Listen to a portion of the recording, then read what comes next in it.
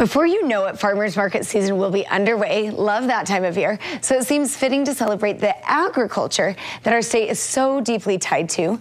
Utah's Lieutenant Governor Spencer Cox and his wife Abby know firsthand what it means to embrace the farm-to-table concept.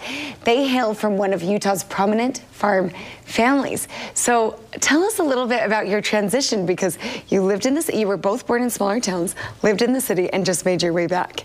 Well, it started out, I mean, we did grow up on farms, both of us, and we left and swore we would never go back. We hated it. It was hard work, early mornings, late night, and then we had 3 boys with a girl to follow. And yeah, we grew up on farms, and we did lots of hard work, and we learned how to work.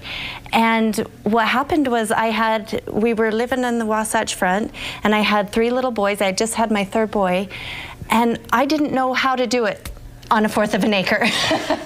So we decided to move back to Fairview, where we both grew up in Sanpete County, and teach our kids how to work and live that kind of life. And they hate it just like we did. So it's great. And that's the goal as a parent, right? Try to make your kids hate it as much as humanly possible. Absolutely. And these pictures are lovely. We've got some pictures of you on the farm, and the land is lovely.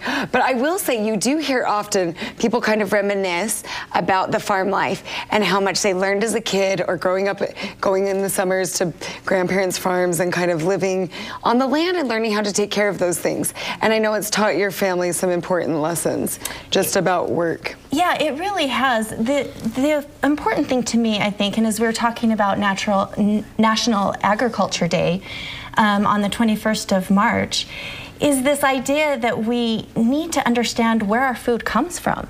And help our kids relate that back to them, and the importance of being part of that culture. And even though, if you don't live on a farm, there's so many ways that you can tie agriculture and this idea of where our food comes from to your children. There's a lot of ways even now where they've rezoned things. You can raise chickens in your yard, and a lot of these farm animals, and a garden. A lot of places do community gardens, and I think that's another way, even if you don't choose to do like we did and move back to a rural area, you can use that to promote agriculture within your own family. And that's such a great point, because I know in the community in which I live, there are community gardens, so getting a little lot of land, doing it there, chickens in the backyard, like you said.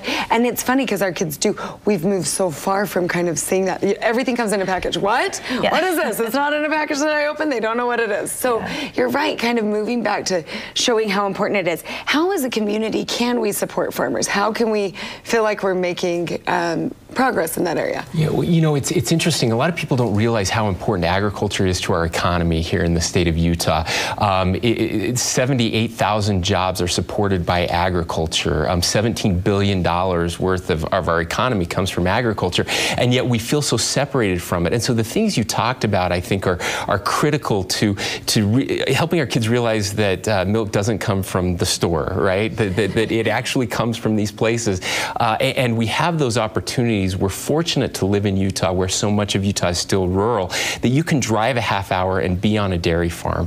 And we recommend that with the Farm Bureau. They have opportunities for kids to get involved, to go out and see cows and watch, where the milk comes from, how that works, and then to take part in your local communities. If you have room in your yard for a small garden, a vegetable garden, do that. It teaches kids that idea of hard work. If you can have animals, that's great. Community gardens are fantastic. And even just going to the farmer's market to kind of see vegetables in their natural habitat a little bit are just really cool opportunities for us to understand where our food comes from. And those are great recommendations. I think a lot of parents may not even know about some of those, so appreciate you bringing them on.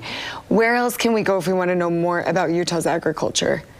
So you can go to the Farm Bureau's website, and I know you've got that right there on the screen right now, and get that information. There are educational opportunities all around, and we really want to encourage people to celebrate. The weather's great right now. I mean, spring is right upon us, and this is the time where farming gets real for all of us, and we're excited about that. Thank you so much for joining us today. Thank you.